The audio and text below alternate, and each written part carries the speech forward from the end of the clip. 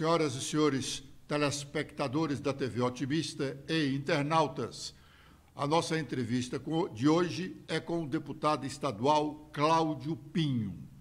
Cláudio Pinho já foi prefeito aqui do município de São Gonçalo do Amarante, na região metropolitana de Fortaleza, está exercendo o seu primeiro mandato de deputado estadual desde o dia 1º de fevereiro deste ano. O pai dele foi deputado estadual por algumas legislaturas, deputado estadual Barros Pinho, homem integrado ao mundo da intelectualidade cearense.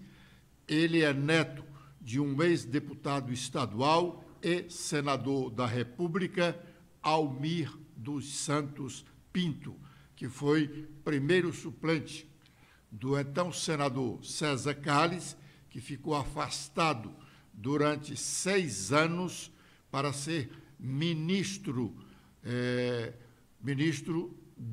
de um dos governos militares. Cláudio Pinho, ligado à área da educação.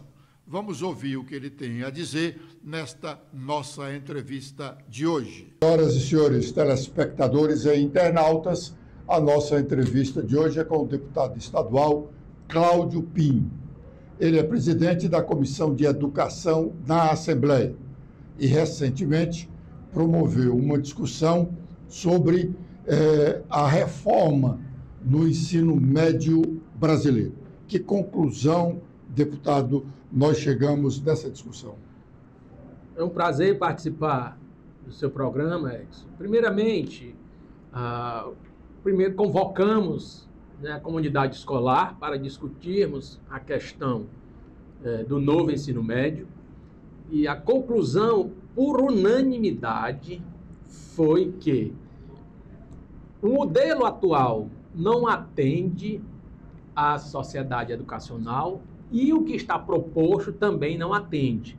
Foi pedido, no depoimento de educadores e de estudantes, o cancelamento do novo ensino médio, que foi feito através de medida provisória, sem ter um diálogo com a população, com os estudantes, com os professores, e da forma como está proposto, prejudica e muito a rede pública, a concorrência, que já é diminuta a capacidade. A diferença entre a escola particular, o ensino privado e o ensino público ficará mais difícil ainda quando se for implementado da forma que está aí o novo ensino médio. Deputado, essa discussão realmente está no âmbito nacional e há grupos que defendem que essa reforma seja estancada e há grupo que defende que ela seja aprimorada. O grupo que defende a extinção dela é um grupo relativamente pequeno, porque nesse grupo se diz, vamos colocar o quê para substituir? Porque essa mudança já está ocorrendo desde 2017, quando a reforma foi aprovada no Congresso Nacional. Deveríamos ter, em 2022, um avanço significativo dela, sobretudo em relação à carga horária, que antes era de 800 horas por ano e passaria a 1.200 horas. Algumas escolas já chegaram a 1.000 horas. O bom senso diz que nós precisamos de uma reforma, mas quem defende a nulidade ou anulação desse curso sugere o quê? Eles acham que deveria ter o meio termo. Algo que está aí pode ser aproveitado. Foi discutido, por exemplo, se a pessoa, num relato de uma diretora de escola que teve dentro da escolha apenas 4 alunos que escolheram ciências. E não tinha condições o Estado de colocar professores para ensinar para apenas 4 alunos. Não tinha estrutura a escola, e aí sai prejudicado aquele aluno que escolheu ciências, talvez quisesse fazer medicina, farmácia, algo desse tipo, ou enfermagem, e aí vai ter que escolher outro curso contra o desejo ou contra a vontade. Então, precisa, na realidade, talvez seja dotar a escola pública de um espaço maior e de profissionais para poder aplicar a reforma do ensino médio. Então, da forma como está proposto, está prejudicando, isso é a alegação dos alunos e de diretores que estiveram presentes na audiência pública. Agora, por unanimidade, foi dito que o atual ensino médio precisa ser reformado.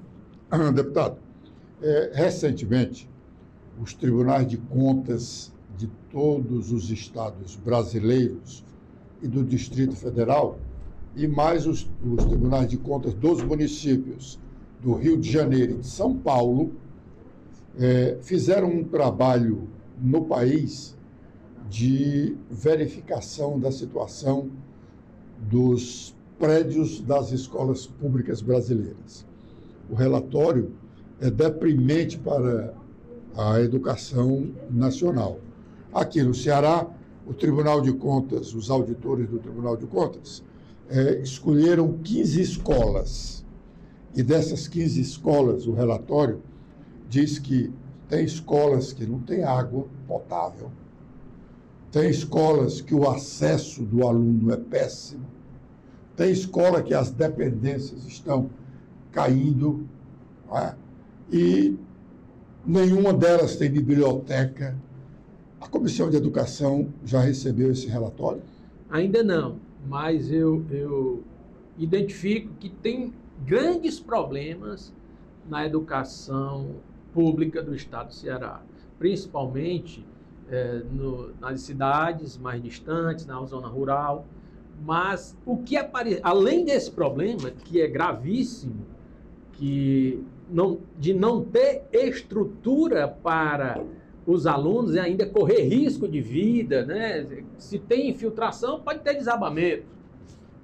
Além disso, nós vamos enfrentar outro problema que eu vou trazer agora para ti, que foi dito na audiência pública. Alunos da rede pública estadual reclamaram, aí na comissão também, não chegou esse relatório, mas eu já pedi uma audiência pública para discutir esse assunto que eu vou te falar agora.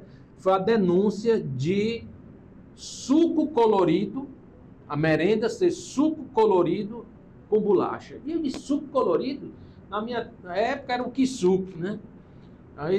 Mas hoje, na discussão, eles falaram que a polpa de fruta, eles desmancham tanto, botam tanta água que fica só a cor da fruta. Portanto, são grandes problemas enfrentados na educação, que vai pela infraestrutura, vai pela questão da água, você não ter água potável na escola, e agora essa questão da merenda. Você levar, muitas vezes, seu filho vai para a escola sem tomar café, e na hora da merenda vir esse refresco aí. Eles usaram suco colorido com bolacha. É uma realidade que a gente está enfrentando. Realmente é uma situação muito grave, até porque o governo federal despende um bom volume de recursos para a merenda escolar. Mas há muito também interesse político nessa questão. Nós estamos diante de uma crise na educação pública nacional. Esse trabalho dos tribunais de contas dos estados, juntamente com o Tribunal de Contas da União, reputo que seja o trabalho mais importante que nós tivemos nos últimos tempos. Tanto que a boa imprensa deu um bom destaque a isso. O próprio Jornal Nacional detalhou a situação das escolas de São Paulo, da amostragem das escolas de São Paulo. Seria muito interessante que a Comissão de Educação da Assembleia já tivesse de posse, até porque esse relatório é público.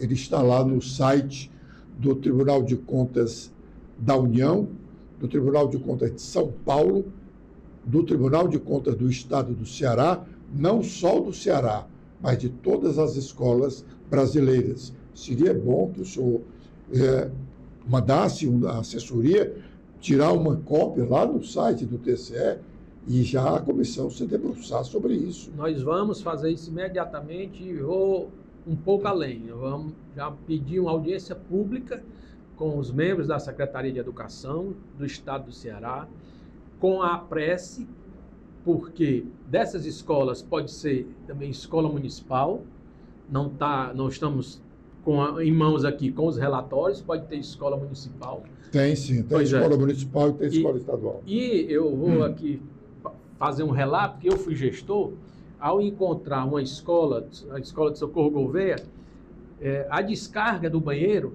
era do lado de fora do banheiro. Você imagina, a pessoa usa o banheiro e sai para dar descarga. Então, assim, foi que nós pegamos uma das escolas lá no município de São Gonçalo do Amarante. Então, nós vamos encontrar diversas anomalias, vou dizer assim, que acontecem nessas escolas, e a comissão vai se debruçar sobre esse relatório, vai cobrar também do Estado do Ceará, como das demais prefeituras, uma ação para que os alunos e os profissionais de educação possam ter uma melhor ambiência, tanto para estudar como para passar os seus conhecimentos. Deputado, é evidente que nós temos apenas 3 meses da presente legislatura, né? Ela começou em fevereiro e as comissões nem foram criadas imediatamente logo no começo de fevereiro, mas nós já temos mais de 2 meses de criação das comissões. O que é que a Comissão de Educação poderia mostrar para o fortalezense, para os cearenses, de ações proativas dela? Bem, nós fizemos essa questão da discussão do novo ensino médio. Outro assunto que tem tomado grande parte dos debates é essa questão dos atentados às escolas. E a nossa sociedade está doente, e isso vem se refletindo dentro das escolas, com alunos inarmados, agredindo os outros, e está sendo já programada também uma audiência pública, onde vai envolver Secretaria de Educação, Secretaria de Saúde, pais de alunos, os alunos, porque nós precisamos de um atendimento psicológico.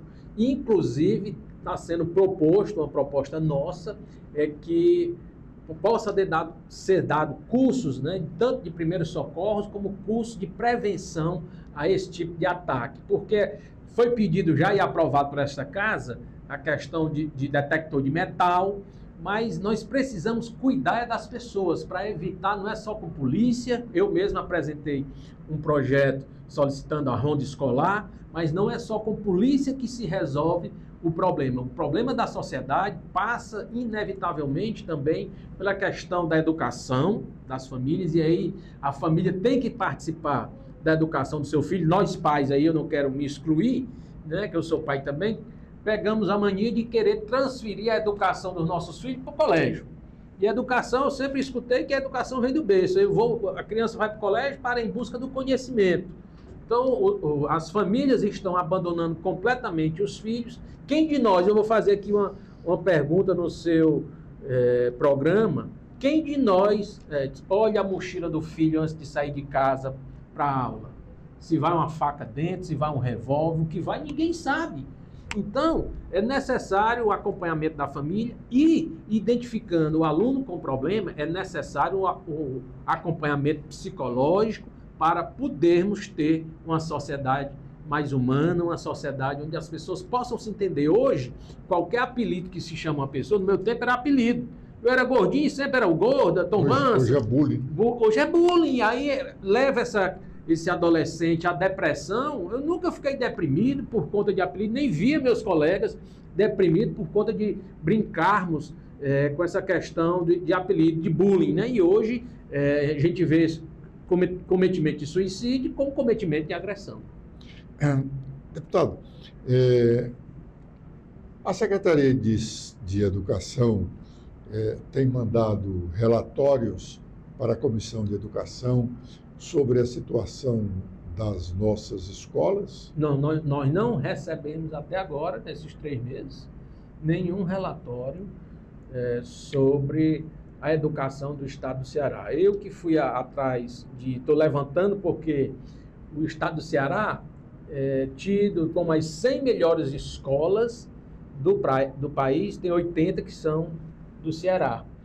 E nem todas são estaduais. Tem muita escola municipal, aí onde tem o ensino básico, tá certo? Antes do ensino médio, tem despontado como os estados também que têm avançado bastante. Então, para a sociedade, todo mundo pensa que é a escola estadual que está elevando o ensino público do Estado do Ceará. E eu irei apresentar na comissão e no plenário esse resultado das escolas que compõem também a rede municipal do nosso Estado do Ceará, tem contribuído e muito para a melhoria do ensino público no Estado do Ceará. Agora nós vamos fazer um rápido intervalo e já estaremos de volta com a entrevista com o deputado estadual Cláudio Pinho, do PDT.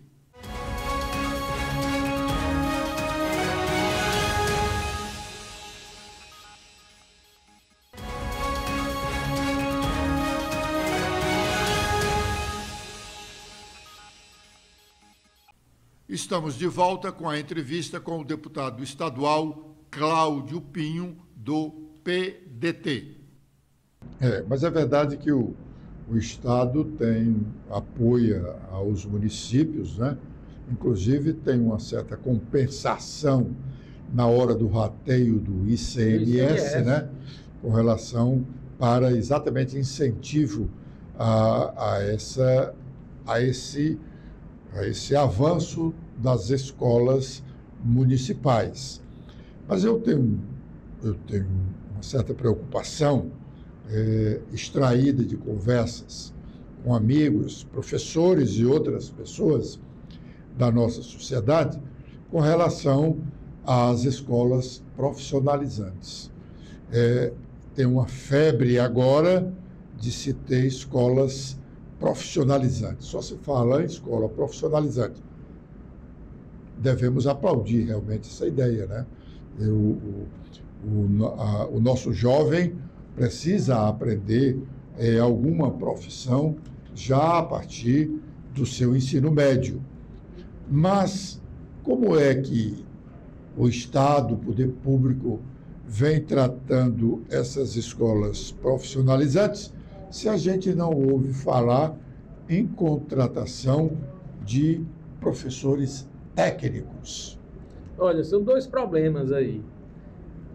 Além do profissional, para poder fazer a transferência do conhecimento, nós temos uma precarização, inclusive, do profissional, do professor, sem concurso, né? Sempre um contrato temporário, mas tem o aspecto também de cursos atrativos. Às vezes, a própria escola profissionalizante oferece cursos que não tem vocação nenhuma para aquela região. E o aluno vai, fica lá em tempo integral, termina e vai fazer o quê? Se não for entrar na universidade, né? Porque tem curso que é oferecido que não tem mercado. E nós precisamos preparar a nossa juventude também para o mercado. E eu defendo, inclusive, a cadeira para ser implementada de empreendedorismo. Nós temos que ter uma cadeira de economia simples, básica, onde a pessoa saiba fazer um fluxo de caixa para poder, desde cedo, não gastar mais do que o que arrecada, do que tem a sua receita. É uma coisa simples quando o cidadão vai para fazer o seu supermercado, eu ainda digo mercantil, ele ou vai na bodega fazer a compra, se ele vai com R$100, ele vai tentar comprar o que der com R$100. Então, essa educação tem que começar logo enquanto é estudante. Precisamos de profissionais preparados para ensinar aos nossos alunos, como também de cursos com um apetite maior para geração de emprego para dar mais vontade e possibilidade do aluno se engajar no mercado de trabalho. Deputado, o poder público, os representantes do poder público sempre têm um discurso bonito. A escola profissionalizante é importantíssimo. Temos escolas profissionalizantes, temos escolas de tempo integral, é importantíssimo. Acho que uma das ideias dessa reforma do ensino médio é exatamente nós termos, ao final do projeto, todas as escolas em tempo integral, porque se o aluno tiver 1.200, 1.400 horas aula por ano, ele terá que ter os 2 turnos na escola. Né? Com certeza. Hoje são 800 horas, é por isso que ele passa apenas 4 horas, pela manhã ou à tarde. Né? E o ano letivo são de apenas 200 dias. E essa ideia inicial da reforma era nós termos, ao final dos 5 anos, de 2017 aos 22, uma escola de tempo integral no Brasil, com o aluno tendo 1.200 horas aula durante os 200 dias por ano.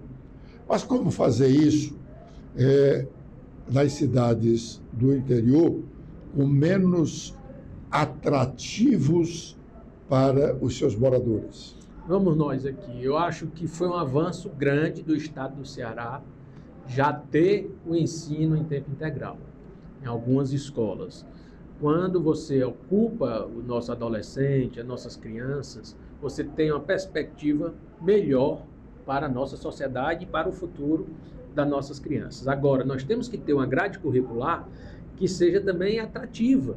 Esse é o principal desafio de quem implementa o ensino em tempo integral. Me recordo que quando eu fui gestor em São Gonçalo do Amarante, eu fiz uma escola que desde o seu nascimento, da sua concepção, foi já para ser em tempo integral. Então, era diferente isso, era diferente toda a sua estrutura física, como também a grade curricular, para que no período do contraturno, né, lógico que os alunos ficavam o dia todo na escola, então se ia de manhã, de tarde, era fazendo as tarefas e desenvolvendo outras atividades dentro da escola. Quando se faz uma adaptação, hoje que o Estado tem procurado fazer, tem encontrado alguns problemas, nós não temos ainda espaço físico. Se uma escola ela tinha 1.000 alunos, 500 de manhã, 500 de tarde, você imagina botar todos 1.000 direto. Então, o espaço físico, às vezes as pessoas não compreendem. Não, por que não bota tudo em tempo integral? Se tinha 500 alunos de manhã, 500 de tarde, são 1.000 alunos. Você vai botar 1.000 alunos só pela manhã para ficar o dia todo? Então, tem que ter espaço físico e tem que ter profissionais para poder fazer o desenvolvimento da cadeira de cada disciplina, como também algo atrativo para os alunos. Então, o Estado está avançando, é necessário a ampliação do espaço físico, como também a ampliação dos profissionais para poder atender a demanda da população. Coisa simples. Se o professor de matemática dava aula pela manhã para uma turma, certo? Agora, essa turma vai ficar o dia todo. Não cabe dentro da mesma sala. Então, vão ter que ter, no mesmo horário, 2 professores. Como fazer isso sem contratar mão de obra? Esse é o grande desafio. Bom, sem contratar mão de obra, por quê? Porque falta a própria mão de obra, porque o município não tem condições de pagar, porque o Estado não tem condições de pagar? Bem, eu posso falar por São Gonçalo do Amarante, que eu fui gestor, nós implementamos algumas escolas e lá é um município diferenciado, porque tem receita própria. É um município, podemos dizer, não propriamente muito rico, nem abastado, mas com uma boa arrecadação. Vejam o orçamento dos municípios do estado do Ceará, e São Gonçalo tem um orçamento anual de quase 500 milhões de reais, com uma população de 50 mil habitantes. Então, o orçamento quase igual do Crato, Juazeiro, Com a população muito maior. Muito maior. Então, tem a capacidade de investimento e nós procuramos fazer isso. Agora, tem município que, para pagar o piso dos professores, está enfrentando dificuldade. Então, essa é a realidade do Ceará e do Brasil, que com o novo Fundeb também, quando se garantiu o recurso para a educação, já foi um avanço muito considerável, que hoje tem a questão da categoria, que é importante hoje as pessoas quererem já despertar no interior do estado de Ceará para ser professor, porque teve um momento que ninguém queria ser professor porque não era valorizada a categoria. Hoje já existe essa valorização. Agora, temos que avançar, nós sabemos disso, é necessário recursos e nós temos que, inclusive, irei discutir na formação do orçamento da casa, aqui do estado do Ceará, para saber o que é que está sendo realmente destinado para a educação e o que é possível fazer para que tenha recursos para poder implementar realmente o ensino em tempo integral. Hoje, os percentuais constitucionais dos estados e dos grandes municípios são suficientes? Dos pequenos, eu tirei os pequenos porque sei que não é? Ultrapassa, né? A gente sabe que ultrapassa. Você pegar 25% do prefeito. Eu não tenho a realidade dos municípios, mas eu posso dizer que São Gonçalo sempre chegou a algo em torno de 30% de investimento, que não é despesa, não é gasto, é investimento em educação, porque quando você investe na educação é a certeza de garantir um futuro melhor para os nossos jovens, as nossas crianças. Aí tem município hoje que já investe isso por conta da folha. Aí, se a gente for entrar de contratações indevidas, como foi feito no passado, aí a politicagem, né? Então, cada local tem a sua peculiaridade, mas a educação é prioridade, é para ser, pelo menos, para todo gestor, e porque nós temos, através da educação, a possibilidade de transformar a sociedade. Então, nós vamos trazer esse debate, né? Nós estamos, como se diz, engateando ainda na comissão, mas já tomamos algumas medidas, né, para questão da análise, da avaliação e também das cobranças para que a gente possa ter uma melhor educação no estado do Ceará. Deputado, eu sou testemunho de que as comissões técnicas da Assembleia não trabalham como deveriam trabalhar. A maioria sequer faz a reunião semanal.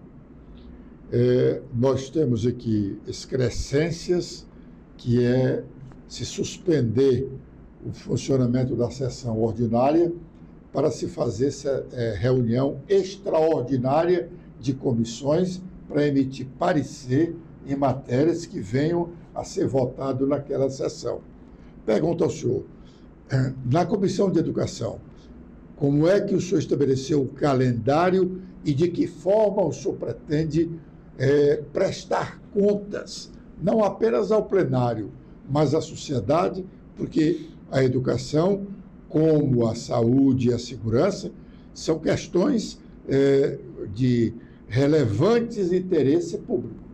Vamos nós aqui. Primeiro, eu discordo plenamente da questão de não reunir as comissões. Inclusive, levantei a minha voz no plenário contra essa mania que toda matéria que chega aqui do governo tem que ser votada imediatamente, em regime de urgência, para a sessão, para se discutir, que na realidade não se discute, o parecer já vem pronto, a assessoria já fez o parecer, escolhe normalmente o relator, o líder do governo, ou alguém muito ligado ao governo, para apenas apresentar o relatório e ser aprovado. E isso tem prejudicado o trabalho legislativo da Casa. E a prova disso é que, em menos de 45 dias, o governador mandou uma mensagem, depois de sancionado, teve que mandar novamente para corrigir os erros. Se tivesse tido o amplo debate, a discussão em todas as comissões da Casa, poderia ter sido corrigido. Esse é o primeiro aspecto que eu tenho divergido aqui dos colegas da Casa, porque cobro uma maior transparência e uma maior efetividade das comissões nas discussões das matérias. Outro aspecto é que, às vezes, ninguém faz nada sozinho. Isso é certeza. Então, a comissão é feita de 9 membros. E os colegas, às vezes, não vêm para as comissões, para as reuniões das comissões. Mas nós pautamos toda quarta-feira para a discussão de assuntos da Comissão de Educação, e assim tem sido feito. Quando não tem assunto para debater, a gente não reúne a comissão, quando não tem propositura, e assim será até o final, trazendo os colegas deputados sempre para o debate, porque não adianta dizer que o presidente da comissão vai fazer só porque não faz. Você tem experiência aqui na casa e aqui tudo gira em torno do colegiado. É colegiado. Então, nós temos que contar com a compreensão, o desejo, a boa vontade dos colegas para fazer com que as coisas possam acontecer no parlamento. Deputado, a secretária de Educação já esteve alguma vez aqui na Comissão de Educação da Assembleia? Não. Eu conversei com ela por telefone naquele momento da crise nas escolas, e ficamos de fazer a audiência, ou já esteve aqui na comissão a secretária executiva, mas a secretária de Educação ainda não. Mas ela estabelece um bom diálogo, sempre muito aberta ao diálogo, à conversa, para contribuir não só com a comissão, mas com o ensino do Estado de Ceará. Bom, agora nós vamos fazer mais um intervalo e já estaremos de volta com a nossa entrevista com o deputado estadual Cláudio Pinho.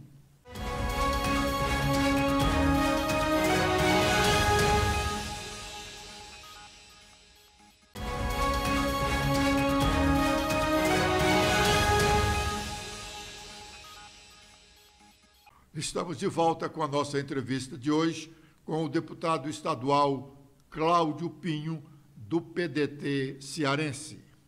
Deputado, não seria de bom alvitre se estabelecer um calendário como um acordo para permitir que a secretária viesse pelo menos aqui uma vez por mês na Comissão de Educação, falar sobre a educação do Ceará, ouvir os elogios e os reclamos, porque secretário de Estado só vem aqui à Assembleia o da Fazenda porque tem a obrigação de vir, né? Aliás, o secretário da Fazenda esteve aqui uma vez, né?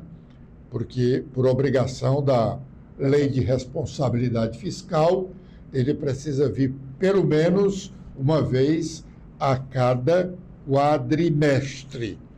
E a Fazenda publica bimestralmente um relatório das receitas e despesas, porque a Lei de Responsabilidade Fiscal, a famosa LRF, impõe isso. Mas a Secretaria de Saúde, o secretário de Saúde não tem nenhum compromisso de vir aqui à Assembleia. O secretário de Educação, idem. E a Secretaria de Saúde, por exemplo, o pessoal da Comissão de Saúde da Assembleia, há algum tempo insiste no convite para que ela venha aqui para falar desse projeto do governo das cirurgias seletivas, né? E sempre vê o adiamento. E ninguém sabe se esse projeto está andando ou não. Por que é que não se estabelece como um acordo, né? Porque a legislação não pode impor isso, né? A legislação estadual. Como um acordo para a secretária de Saúde, de Educação estar aqui pelo menos uma vez por mês? Vossa Excelência, Vossa Senhoria tem experiência nessa casa muito mais do que eu. Cobre o jornalismo. Você não vê secretário de governo participando das coisas nesta casa, que é o poder do povo. Nós temos um bom diálogo com a secretária, mas se colocar um calendário, a base governista vai achar que a gente quer trazer demais a secretária aqui, que ela tem o que fazer e não tem o que prestar conta com o poder do povo. Mas ela tem muito mais o que fazer aqui do que no gabinete. Pronto. E aí, ela se colocou à disposição, tá certo, Edson? E nós vamos, inclusive nessa audiência pública, ela já disse que queria participar. Ela tem um bom diálogo com a comissão, tá certo?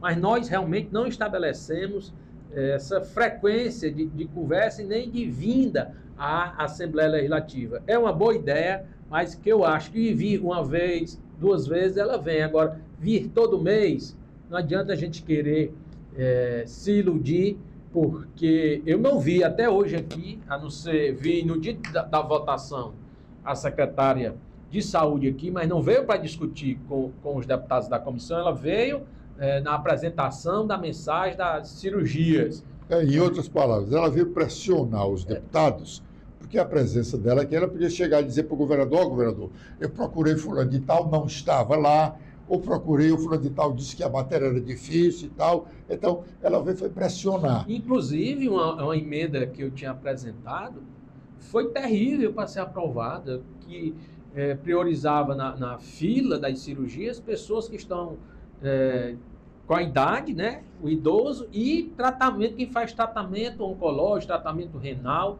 e ela não queria que passasse. Eu fui ao líder do governo: para que intransigência, essas pessoas vão morrer na fila. Então, a gente encontra essa dificuldade na casa de querer fazer com que os secretários possam vir a discussões aqui, tanto nas comissões como no plenário. Isso aí Na verdade, eu sei da dificuldade, né, da base governista.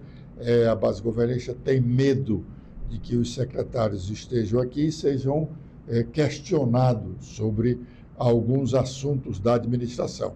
Por isso é que a ideia era fazer um entendimento, né, para que ela viesse... Ela está se comprometendo a vir, espontaneamente, né? Porque prestaria um grande serviço ao Estado do Ceará e evitaria algumas críticas até realmente descabidas, porque vez por outra tem críticas descabidas ao governo, exatamente pela falta de informação. A desinformação gera muita coisa. Inclusive a desconfiança, né? Exatamente. Deputado, as escolas públicas, na verdade, hoje, embora o Estado do Ceará tenha e seja destaque no cenário nacional por conta de a boa performance de muitas das suas escolas, mas a escola pública hoje, convenhamos, deixa muito a desejar, tanto que cresceu muito o número de escolas particulares. Quer dizer, não faz muito tempo que os cearenses, os brasileiros, eram bem formados nas escolas públicas. O Liceu do Ceará ainda é hoje citado como exemplo de escola pública modelo. Todo cearense, mesmo aqueles que tinham posse, podiam pagar escola particular, preferiam se submeter a uma seleção no liceu, a estudar na escola particular. Não por questão propriamente de economia, mas porque o liceu era a grande escola, como outras escolas públicas eram destaque. O que aconteceu para que as escolas públicas perdessem essa qualidade? Olha, nós vivenciamos um período em que a gente viu muita greve nas escolas, o ensino público ficou para segundo plano, e eu posso dizer assim, da era Cid para cá, houve realmente uma maior valorização ao ensino público, na tentativa de retomar a qualidade no ensino público. E você não faz isso do dia para a noite, porque é uma geração toda. Você leva 17, 18 anos estudando. Você entra com 3 anos de idade, 4 anos na escola, hoje já está entrando até com 2 anos, para sair aos 17 anos. Então, são 15 anos dentro da escola para você poder transformar a vida das pessoas. Então, a escola pública perdeu completamente, uma década atrás,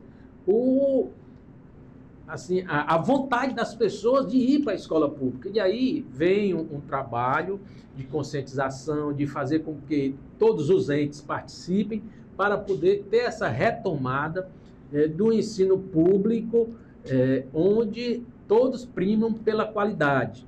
E nós estamos avançando.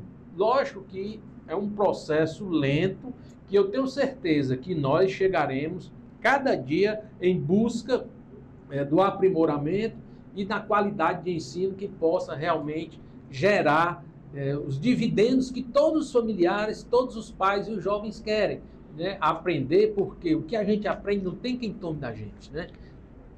Deputado, ressaltando essa questão da qualidade do ensino, se dissemos que a qualidade do ensino da escola pública caiu muito nos últimos anos, é preciso que se diga também que os professores, sobretudo os professores das escolas públicas do Ceará, que fizeram com que o Estado se destacasse no cenário nacional com a melhor qualidade de ensino, esses professores realmente são abnegados e eles ganham ainda muito pouco. Já não estão ganhando tão miseravelmente quanto ganhavam anteriormente, mas ainda continuam ganhando muito pouco. Um piso de R$ 4.750, convenhamos, não é um bom salário. Exatamente. Principalmente em se comparando com executivos de empresas privadas do próprio governo, né? Mas foi o início, né? É o piso, como se diz. Exatamente, é o piso. Não é o teto, o piso. Mas é o piso e já há uma garantia de que o professor não vai passar 10 anos ganhando o valor do piso de hoje. Todo ano esse piso será elevado. Então não é o momento oportuno para se motivar mais ainda esse professor, motivar a juventude que deixou de procurar os cursos superiores de formação de professores, porque não tinham perspectiva no magistério, e agora tem. Não será o momento de se motivar essa juventude para ingressarem nos cursos de formação de professores, para que tenhamos sempre avanço na qualificação das nossas escolas? Com certeza, né? E abrir as oportunidades para o emprego também, para essas pessoas se qualificarem e ter o Estado abrir o concurso para que eles possam ingressar na carreira como professor. Antes, você falou a questão do piso salarial, foi assim, com o Fundeb, essa questão do piso nacional tem colocado realmente a exigência daquele seu mínimo, o salário mínimo do professor, esse piso de 4.000 e poucos reais. Tem professor que hoje já chega a seus 15, 20 mil reais. É um salário razoável. O ideal era que todos chegassem. Mas na verdade, esse aí fim de carreira, não é salário, né? Quer dizer, ele acumulou um doutorado, um mestrado, as vantagens, um pós-doutorado, né? Com suas vantagens, ele chega a perceber isso aí, e isso é no final da carreira, mas ele tem que ir se qualificando, tem que ir ensinando, então tem que ter os incentivos realmente, inclusive, poderia ter um incentivo para o profissional que batesse as metas. Eu fiz isso em São Gonçalo, a gente fazia uma avaliação e pagava 60% a mais do salário do professor quando os alunos eram testados e eles batiam aquela meta. Era tudo claro, definido antes, que o aluno tinha que ter, atingir aquele patamar na educação. Aí houve um engajamento tão grande das escolas que até as merendeiras, porque todos recebiam na escola, até as merendeiras estavam dando reforço para os alunos, para que os alunos aprendessem, aquele aluno que tinha dificuldade. Então, o que for possível fazer para incentivar o profissional da educação, para ele transmitir o conhecimento e o aluno ter uma boa ambiência também nas escolas, isso é importantíssimo para o desenvolvimento da educação. Deputado, o que é que o senhor espera deixar nesse seu mandato? Não é pensando que o senhor vai ter apenas um mandato aqui, não, absolutamente. Mas deixar neste mandato, como presidente da Comissão de Educação, o que o senhor pretende deixar lá na comissão, no plenário da Assembleia, que se diga, o deputado Cláudio Pinho teve esse trabalho, construiu isso para a educação do Ceará? Olha, o parlamentar, ele não constrói, ele propõe, né? E é por conta que o executivo é que tem o poder, a caneta para tomar a decisão. Mas nós podemos fazer as discussões e propor ao executivo trabalhar pela qualidade do ensino, trabalhar pela merenda escolar de qualidade, fazer com que nessas discussões a gente possa abrir, nas cobranças que vamos fazer aqui, na discussão do orçamento, possamos abrir vagas para profissionais, inclusive para a qualificação continuada dos nossos profissionais da educação. E isso tudo não depende só do Cláudio. Isso que fique claro, o Cláudio tem boa vontade de fazer, está na comissão, querendo realmente fazer com que a educação do nosso estado melhore, a vida das pessoas possa melhorar, mas é necessário que eu tenha o apoio da maioria da casa. Então, se a gente, às vezes, não fizer esse diálogo com os colegas, dificilmente a gente vai conseguir. Mas a minha função, eu irei desempenhar aqui, de trabalhar para fazer com que a educação do estado do Ceará, que já chegou a um bom patamar, mas tem muito, mas muito ainda a avançar. E ela só avança se construir as parcerias. Nós precisamos fazer pontes do legislativo com o executivo, com a sociedade civil, para que a verdadeira educação possa chegar a quem realmente precisa. No município mais distante do estado do Ceará, o profissional se sinta bem dando a aula e o aluno fique feliz indo assistir aquela aula. Deputado Cláudio Pinho, eu fiz essa pergunta ao senhor como a penúltima pergunta, porque o nosso tempo está terminando, para não lembrá-lo, o senhor sabe disso, mas dizer para os nossos telespectadores e internautas da responsabilidade que o senhor tem com este mandato, da responsabilidade que o senhor tem como presidente da Comissão de Educação, porque o seu pai, o deputado Barros Pinho, era um intelectual, um homem comprometido com a educação. Então, a responsabilidade do senhor é grande. Isso não é uma advertência nem lembrança, é apenas uma citação para os nossos telespectadores e internautas. Muito obrigado pela atenção que o senhor nos dispensou em tratar desse assunto, educação, aqui na nossa entrevista de hoje. Muito obrigado. Eu nasci dentro de escola.